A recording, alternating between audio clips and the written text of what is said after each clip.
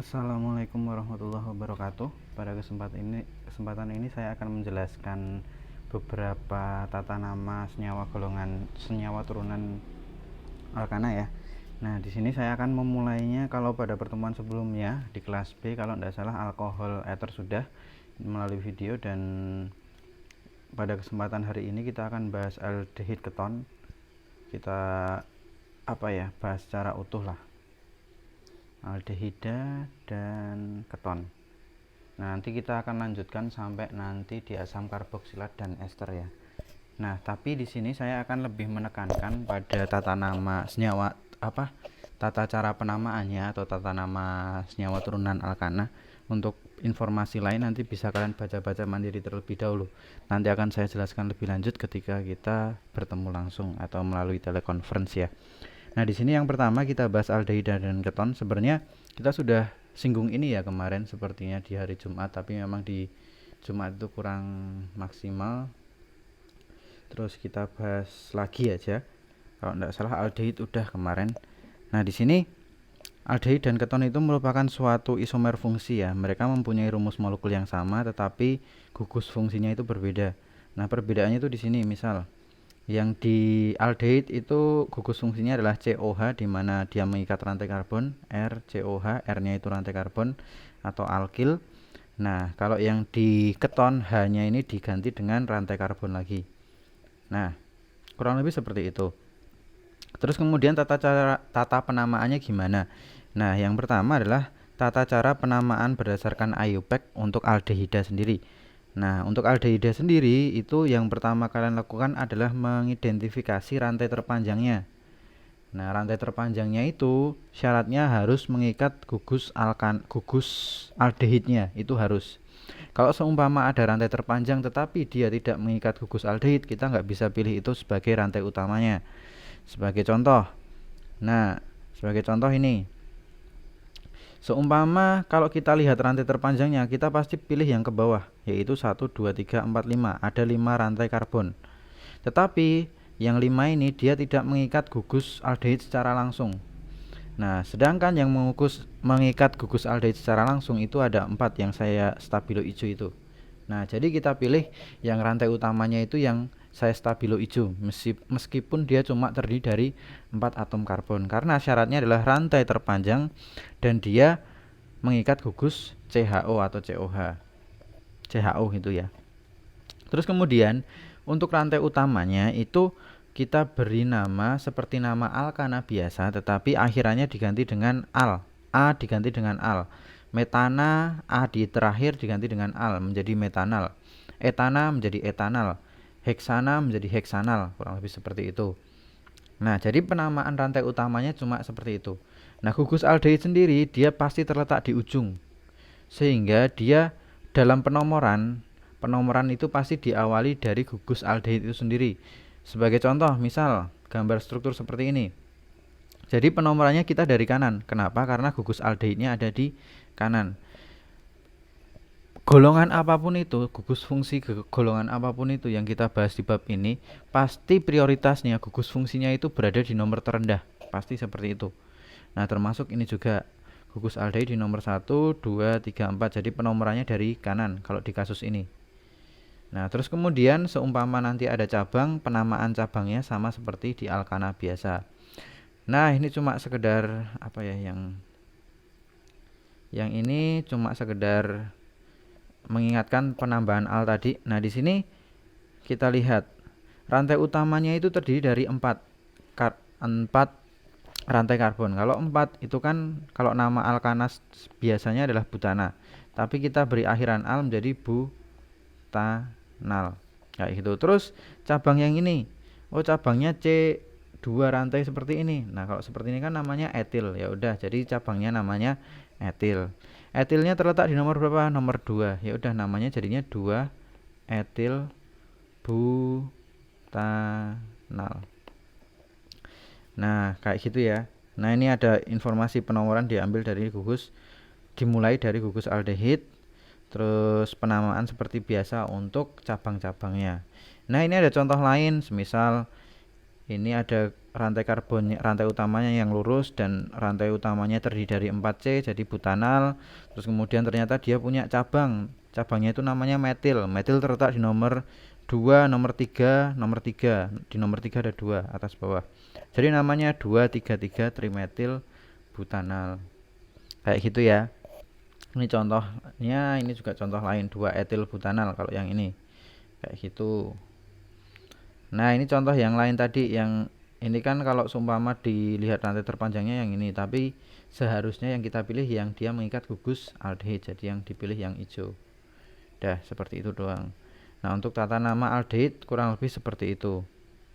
Nah, terus kemudian untuk nama trivialnya gimana? Nama trivialnya itu dia cuma mengakomodasi beberapa nama doang kalau yang aldehid. Nah, adapun bentar, kelewatan. Kalau nama aldehid sendiri, kalau yang trivial itu cuma kayak gini, seumpama dia terdiri dari 1C, nama lainnya kan metanal tadi. Kalau yang satu kan metanal. Nah, dia nama trivialnya adalah kalau satu tuh form tambah awalannya form terus diberi akhiran aldehida. Jadi namanya formaldehida tambah A. Kalau seumpama 2, C-nya 2, kalau C2 kan seharusnya namanya etanal. Nah, kalau nama trivialnya asetaldehid. Kalau 3 propionaldehid. Nah, kalau seumpama nama IUPAC-nya propanal kayak gitu. Dan seterusnya sampai valeraldehida. Nama trivialnya nggak perlu kalian tekankan, cukup kalian pahami yang IUPAC aja. Untuk yang trivial cukup kalian ketahui saja. Terus tata nama keton kurang lebih sama. Konsepnya yaitu kita mencari gugus terpanjang, gugus fungsinya dilihat di mana, terus kita cari rantai terpanjangnya, dan rantai terpanjang yang mengandung gugus keton. Gugus keton itu kayak gini. Terus kemudian rantai utamanya diberi akhiran on, A-nya diganti on. Jadi yang tadinya propana menjadi propanon, butana menjadi butanon, kayak gitu. A-nya diganti on ya. A diganti on. Kayak gitu. Terus kemudian kan kalau aldehid tadi terletaknya di ujung ya. Nah, tapi kalau keton ini letaknya itu pasti di tengah-tengah. Oleh karena itu, kalian usahakan penomoran gugus ketonnya itu terletak di nomor terendah. Terus nama cabangnya nanti sama aja. Sebagai contoh, misal C, C, C, C. Ini O. Ini H3. Ini H2, ini H3. Nah, ini kan rantai utamanya ini. Nah, terus penomorannya dari mana? Nah, seumpama penomoran dari kiri, nanti gugus ketonnya ada di nomor 3. Kalau dari kanan, dia ada di nomor 2. Otomatis kita penomorannya dari kanan. Jadi namanya 2 butanon. Karena C-nya 4, jadi butana. Terus diberi akhiran on, jadi butanon. Seperti itu. Nanti kalau ada cabang ya tinggal kalian tuliskan cabangnya seperti biasa. Nah, misal ada C, C, C, C, C, ini O, ini H3, ini H, H3, H3 misal. Nah, rantai utamanya kan yang ini. Jadi penomorannya kita lihat rantai utamanya. Kalau rantai utamanya 4, jadi namanya butanon nanti. Nama rantai utamanya butanon. Butanon terletak di nomor 2.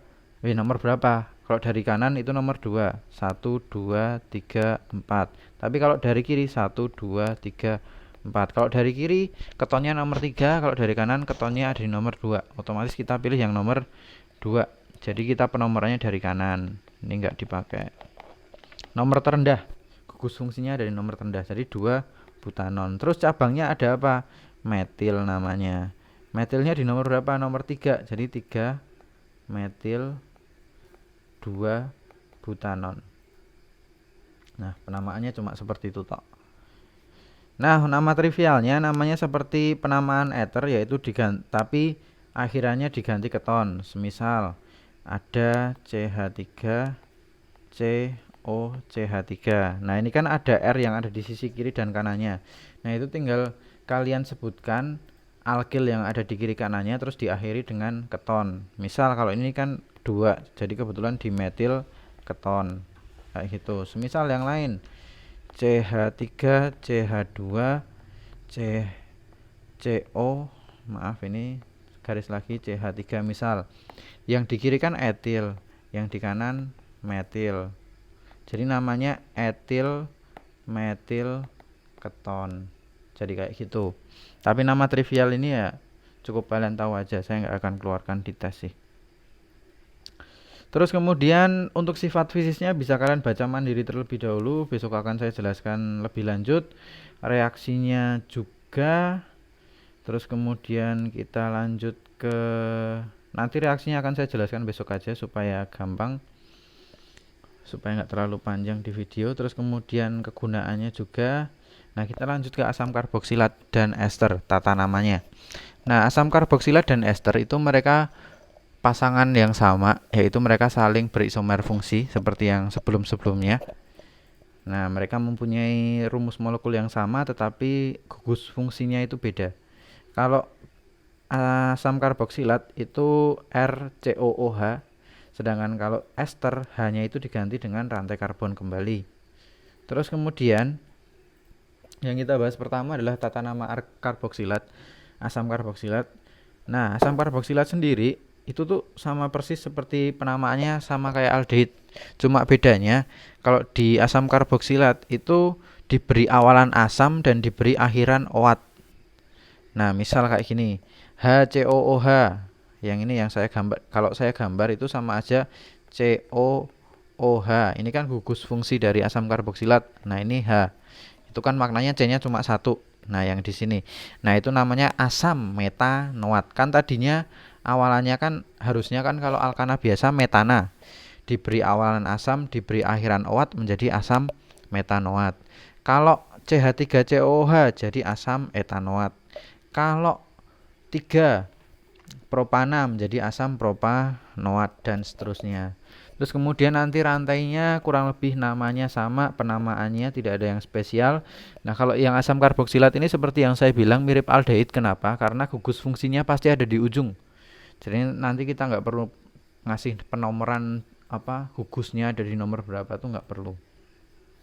Kayak gitu. Nah, terus apabila rantai utama mengikat gugus alkil sebagai cabang, penomorannya dimulai dari gugus COH. COH pasti berada di nomor terendah. Kalau nama trivialnya ya seperti tadi, bedanya cuma diberi akhiran at. Tapi awalannya kayak yang di aldehid tadi kalau nggak salah. Tadi kan ada formaldehid. Nah, form gitu kan awalnya, ini sama asam formiat. Terus ada asetaldehid, ini asam asetat. Akhirannya diganti at gitu aja dan diberi awalan asam untuk nama trivial ya, tapi nggak perlu terlalu dipikirkan. Nah, ini ada contoh CH3 CH. Nah, ini rantai utamanya yang ini.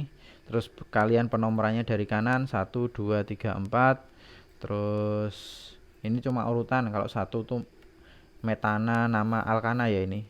Nah, terus kemudian diberi akhiran OAT. Misal ini namanya asam 3-metil butanoat. Kayak gitu. Terus kalau ester sendiri, nama ester adalah alkil alkanoat, nama lainnya. Penamaan ester seperti penamaan asam karboksilat dengan mengganti awalan asam dengan nama gugus alkil yang diikat.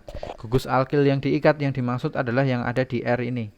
Yang R yang di belakang atau R aksen atau apapun itu yang di belakang ini yang dia berikatan dengan O. Jadi tinggal kita sebutkan nama alkilnya, nggak ada contohnya ya.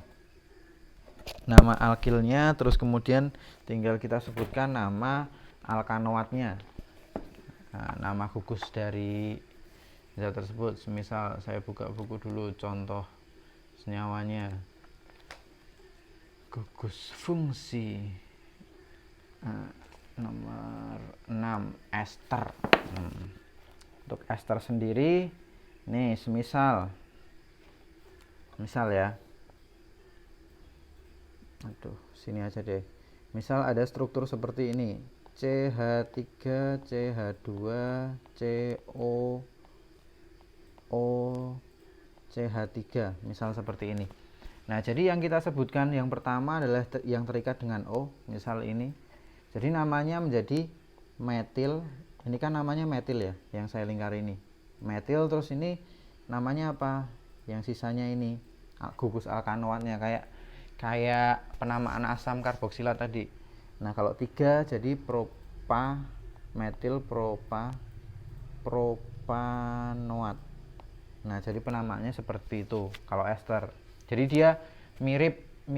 Nah, ini kan tadi penamaan ester seperti penamaan asam karboksilat, cuma asamnya itu diganti dengan gugus alkil yang terikat di O. Seumpama yang terikat itu etil, ya kalian tulisnya etil propanoat. Kalau apa gitu ya bisa kalian tuliskan apa. Yang jelas dia yang terikat di O yang untuk mengawalinya. Kayak gitu toh. Terus ini sudah berapa menit ya? Oh, belum. Nggak apa-apa lah, saya bablaskan sampai di, kalau sifat fisis bisa kalian pelajari sendiri dulu. Jadi besok melalui video ini kalian coba pelajari mandiri ya. Filenya sudah saya upload. Nah, di sini ada cara pembuatannya. Nanti kalian bisa baca-baca dulu supaya besok kita pas temu bisa lebih cepat. Terus untuk haloalkana sendiri mungkin besok aja, sekaligus kita konfirmasi tentang yang lain-lain tadi. Tapi harapan saya nanti kalian bisa melihat video ini untuk belajar tentang tata namanya. Terus untuk informasi lebih lanjut akan saya jelaskan besok di hari Rabu. Kayak gitu ya. Mungkin cukup sekian untuk video ini. Terima kasih semuanya. Assalamualaikum warahmatullahi wabarakatuh.